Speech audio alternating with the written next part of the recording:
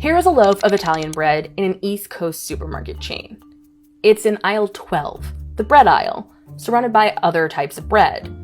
So if Italian bread exists in the bread aisle, why do Chinese noodles exist here in the international aisle? These crunchy Chinese noodles, or crispy wonton strips, are typically served as an appetizer or snack in American Chinese restaurants. So why aren't they in, say, the chip aisle? It doesn't seem to make much sense. So is there some hidden racism in your supermarket? It's a question David Chang asked in his podcast last year. If you go to the ethnic food aisle, that is sort of the last bastion of racism that you can see in like full daylight in retail America. How do we help kill the very notion of what is the ethnic food aisle, and why does it even exist anymore? To Chang, the foods in the ethnic aisle are accepted parts of American cuisine, yet they are still sectioned off and labeled as something else, something not quite fully American. In fact, the great irony of those Chinese noodles we mentioned earlier is that they're actually an American thing. You'd have a pretty difficult time finding them in China. And take sriracha, for example. A few years ago, you would have most likely found the sauce from Thailand exclusively in the ethnic food aisle. But as the sauce has grown in popularity in the US, it's now here, right next to hot sauce. Chang isn't the only one who feels this way.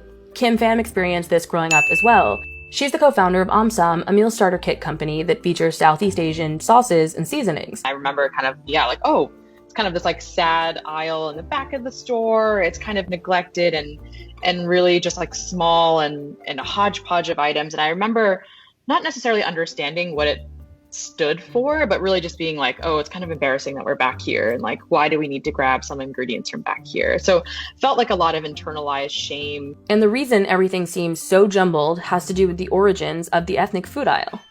Supermarkets became popular and successful in the early 1900s. Before this, Americans visited a butcher shop for meats, a produce market for fruit, a bakery for bread, and so on. It was also normal to shop entirely through a clerk to get all of your items. The first self-service supermarket, Piggly Wiggly, opened in 1916 in Memphis, Tennessee. This was a big deal because it was the first time shoppers could select items they wanted themselves and purchase them all in one place. Many chain stores we know today became dominant forces in retail and food in the US during the 1920s.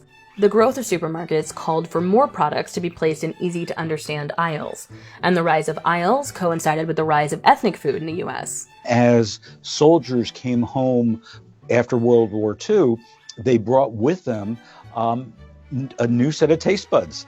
They were in Japan, they were in Europe, they were in Germany, they were whatever, and they wanted all these ethnic foods that weren't available. That's when companies like Chun King started, seizing an opportunity to mass-produce Americanized ethnic food. Other servicemen and soldiers sent abroad for war launched importing companies to bring in various products from overseas.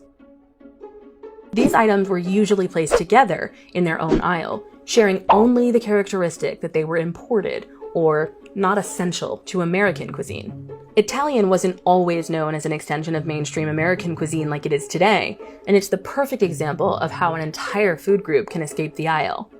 The story of Italian food entering and exiting the ethnic aisle starts in 1890, during the first mass immigration of Italians to the United States. Many immigrants went through Ellis Island and stayed in New York City. At that time, mostly German, Irish, British, and Scandinavian people were immigrating to the US, and Italians faced discrimination for their darker skin, food, living conditions, and language barriers. But by 1920, Italians were able to break into the working class, and by 1940, Franklin Delano Roosevelt had launched the New Deal to assist that working class. New York City started marketing Italian restaurants as interesting, cheap, and exciting places to eat. From there, Italian food was pushed into American cuisine. Hello, may I come in? I am Chef Boyardee. Advertising was much easier and much cheaper years ago. You bought TV commercials and you ran them a lot and you hit everybody. And I think that's what broke it out, as well as other products that were coming on the market that were highly advertised. Chef Boyardee, for example, canned pasta. You were being inundated with all these new brands of Italian foods that were being heavily advertised on TV. who gets to choose like what is ethnic, right? And why have some cuisines and communities been able to transcend that aisle? So like Italian food has largely left that. I would say Greek food, it has largely left that. And so you can almost tie, frankly, colorism to how, what cuisines are considered ethnic. When Italian food moved from the ethnic aisle, Moroccan, Middle Eastern, Indian, and many other foods were left behind. This created the theme of white American foods as mainstream and everything else as different, strange, or non-white. So if proximity to whiteness is what gets you out of the ethnic food aisle, it's no wonder Chang and Pham feel alienated. When you actually think about its origins, it's literally centered around kind of white Americana as the default, right? And makes sense then, but now it's 2020. We're changing American society and changing American diet, but this continued existence of this aisle, which largely has not changed, just continues to other POC communities. And now as an adult, I understand that. I can put words to those feelings of shame and feeling different and othered. As the palates and trends of US food change, grocery stores seem to be stuck in the 50s. Produce is in the front, dairy in the back, pantry staples in the middle. I don't think it's racist. I think it is limiting the opportunities of companies to reach a broader market because there are not as many consumers who walk down the ethnic food aisle that walk down the salad dressing aisle. If the ethnic food aisle makes people feel othered, has roots in colorism, causes ethnic brands to experience less foot traffic, and doesn't make much sense to begin with, then why don't we just get rid of it?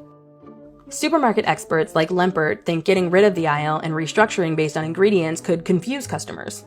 But Italian food is proof that shoppers can adjust, and to Pham, a system that hasn't been changed in over 70 years is completely out of touch.